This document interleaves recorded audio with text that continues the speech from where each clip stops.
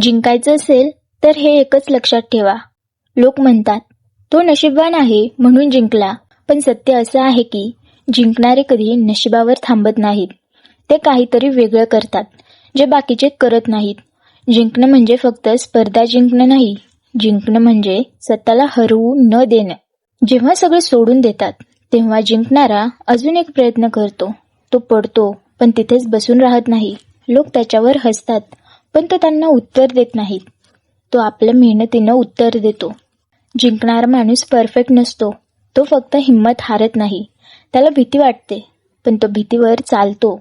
त्याला अपयश भेटतं पण तो अपयशाला शिक्षक बनवतो. सगळं चांगलं चाललं असताना, सगळे सोबत असताना, पण जेव्हा अंधार येतो तेव्हा फक्त जिंकायची इच्छा सोबत राहते.